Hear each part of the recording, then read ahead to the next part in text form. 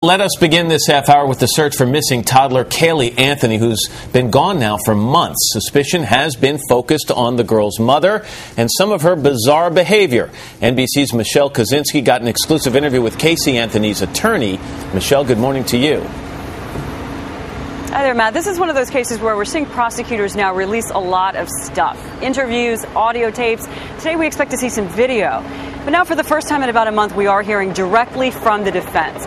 Casey Anthony's attorney says that there is a good reason why she lied to police and behaved the way she did. And without saying it, he implied that she may have been under some kind of a threat.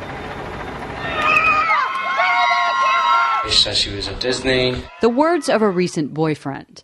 No one in Casey Anthony's world, it seemed, family, friends, had any idea her daughter was missing. Because, they told police, Casey never breathed a word about it. Always had an explanation for Kaylee's absence. I asked her again and she brought up the Cocoa Beach. Her brother described the July night the family confronted her and called police. She says she's with the nanny, she's sleeping. And then, again, playing the role of the police officer in the scenario, I say to my sister, "Great, Mrs. Anthony, I'm so happy to hear that. That's going to be a relief for everybody. So hop in the car, your mom's going to follow, let's go get her." And when I look at my sister for the response, she's got this look on her face like... You just gave her a slap of reality. Exactly. Well, Casey Anthony's attorney says, here's the reality. I can tell you this, that she has a very compelling reason for her actions. If you're a parent and someone tells you, you must do this or I will harm your child, I don't think there's a parent, a concerned parent or a decent parent that wouldn't do whatever is told of them to do to save their child. But why didn't Casey seem worried then for weeks? That's a tough thing to look at from the outside. Again, and that is assuming that A, she was missing, and B, that she was in harm's way at the time. So there's a lot that people don't know. Her daughter was missing. You make an assumption that everything wasn't okay. Okay? Everybody out there is making that grand leap. Okay, so what about that terrible smell in her car? The gasoline cans she bought and borrowed, and of course, all the lies to police. Is there a perfectly good explanation for all of those things? There is, I will tell you this, absolutely, number one, and most importantly, number two.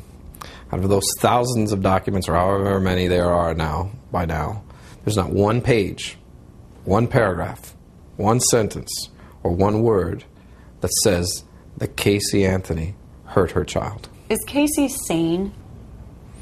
I don't know what that means. Like I said, I'm a lawyer. I'm not a psychiatrist. Her friend and one-time fiancé told investigators this. Casey is a very effective liar. I think I'd use the word diabolical to describe the way she lies. So, is that a possibility? Absolutely. There's somebody else out there that could have had Kaylee. Your view is that today she is alive? Absolutely. No question? No question, and there's no evidence to believe otherwise. And Casey Anthony is not charged with harming her daughter. Her attorney says people don't know half of the real story in this case, and that they, with the help of some anonymous donors, have launched this effort on their own to find this child alive. Matt? Hey, Michelle, I don't want to get too graphic here, but there was a terrible odor in the trunk of Mrs. Anthony's car. Did the attorney offer any explanation for that odor other than the pizza explanation we'd heard in the past?